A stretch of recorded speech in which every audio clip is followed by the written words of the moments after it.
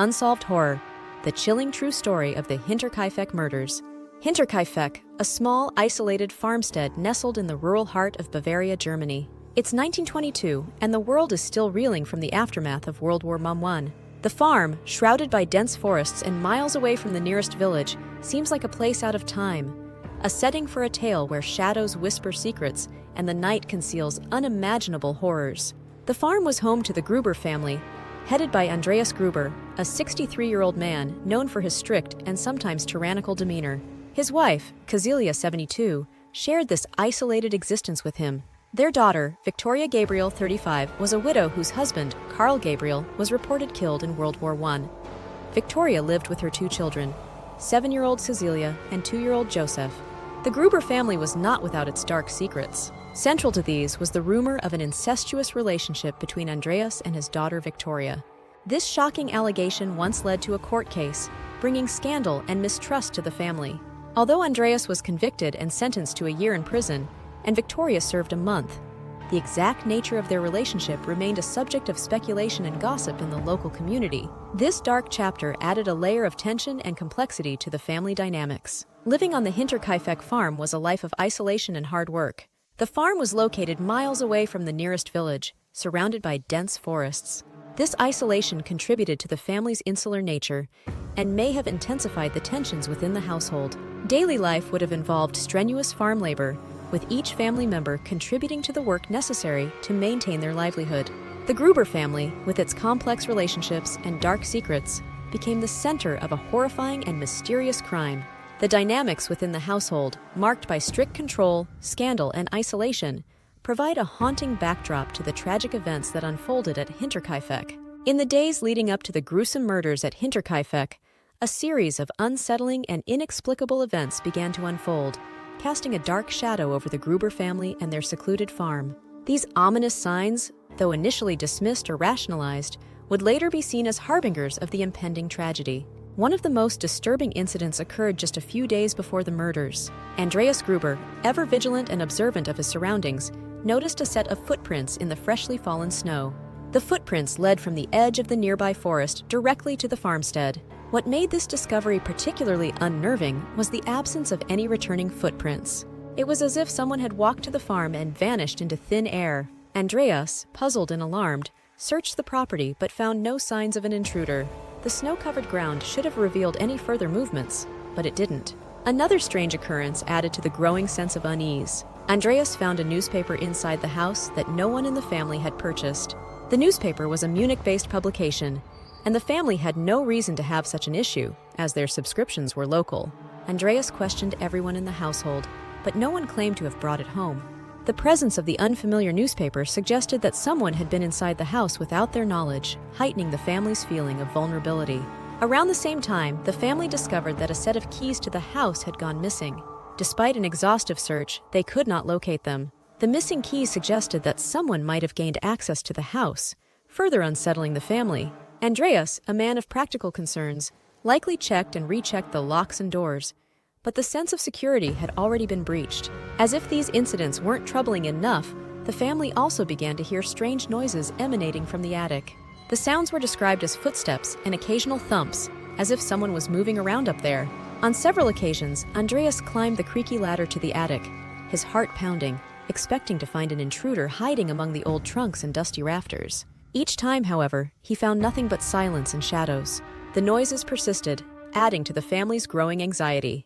The attic, a dark and cramped space filled with old farming tools and forgotten belongings, became a source of dread. Every creak and rustle seemed to echo through the night, fraying the nerves of the already tense household. Despite these eerie events, life on the farm continued with its usual routine. The family had lived in relative isolation for years, and while the recent occurrences were unsettling, they may have chalked them up to the quirks of rural life or overactive imaginations. Andreas, a practical and stern man, might have tried to downplay the fears of his wife and daughter, maintaining a facade of control and normalcy. The arrival of the new maid, Maria Baumgartner, on March 31, 1922, brought a brief sense of renewal to the household. Little did she know that her first day would also be her last. That evening, the family gathered for what would be their final meal together. These ominous signs, footprints that led nowhere, A mysterious newspaper, missing keys, and inexplicable noises in the attic cast a foreboding shadow over the Hinterkaifeck farm. They were the preludes to an unimaginable horror that would soon engulf the Gruber family. The true horror was yet to come, lurking just beyond the edge of their awareness, ready to strike with brutal and tragic finality. March 31st, 1922 began as an ordinary day at the Hinterkaifeck farm, but it would end in a nightmarish sequence of events that left 6 people dead and a community reeling in shock. Maria Baumgartner, a 44-year-old woman who had been hired to work as a maid for the Gruber family, arrived at the farm that fateful day, escorted by her sister, who helped her settle in. This new position was supposed to be a fresh start for Maria, but it turned into a horrific ending. Her sister, who left shortly after, would be the last outsider to see the family alive. One by one, the family members were lured to the barn under mysterious circumstances. The exact sequence of events remains unclear, but it is believed that the killer or killers used some pretext to draw each person out of the house and into the barn. This methodical approach suggests a deliberate and calculated plan. Inside the barn, the attacker or attackers lay in wait. Armed with a mattock, a sharp and heavy farming tool, they struck with brutal precision. The barn, usually a place of work and life, became a chamber of death. Andreas Gruber, struck down with a mattock, he had no chance to defend himself. Cecilia Gruber met the same horrific fate as her husband. Her life brutally ended. Victoria Gabriel suffered severe head wounds, her struggle ending quickly. Young Cecilia, the most heartbreaking of all, young Cecilia showed signs of having survived for several hours after the initial attack.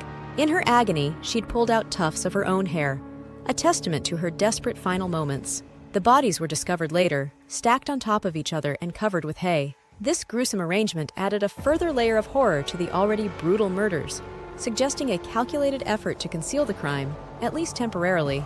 After dispatching the family in the barn, the killer turned their attention to the house. Maria Baumgartner, the new maid, unsuspecting and likely asleep in her bed, was killed with the same mattock.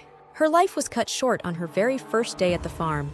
Joseph Gabriel, the youngest and most vulnerable, 2-year-old Joseph was found dead in his crib, murdered in cold blood. Days passed with no word from the Gruber family. Neighbors, concerned by the uncharacteristic silence and the farm's unkempt appearance, decided to investigate on April 4th. What they found was a scene of unimaginable horror. The bodies of the family members were discovered in the barn and the house, their deaths brutal and senseless. The police were called, and the investigation began. When the police arrived, they were greeted by a scene of unimaginable horror. The crime scene was a macabre puzzle, with each piece more baffling than the last. The autopsies revealed that the murders had been carried out with a mattock, a tool commonly found on farms. Young Cecilia's prolonged suffering was evident, adding a particularly tragic note to the case. The investigation uncovered several strange and disturbing details: footprints in the snow, missing keys, noises in the attic. The previous maid had left 6 months earlier, claiming the farm was haunted. The farmhouse itself held more chilling clues. Despite the brutality of the murders, someone had stayed in the house for several days afterward. Food had been eaten, livestock cared for, and smoke had been seen rising from the chimney. This suggested that the killer had lived among the dead bodies, adding an eerie, almost supernatural element to the crime. Despite a thorough investigation, the case quickly grew cold. Numerous suspects and theories emerged over the years, but none provided a definitive answer. Some speculated that Victoria's husband, reported killed in World War I, had survived and returned to commit the murders. However, fellow soldiers confirmed his death on the battlefield. Lawrence Schlittenbauer, a neighbor and possible lover of Victoria, was one of the first to discover the bodies. His behavior during the investigation was suspicious. He seemed unusually familiar with the layout of the farm and reportedly moved bodies at the crime scene. Despite these oddities, he had an alibi and consistently denied involvement. Theories involving transient workers or robbers were considered, but the absence of theft cast doubt on these motives.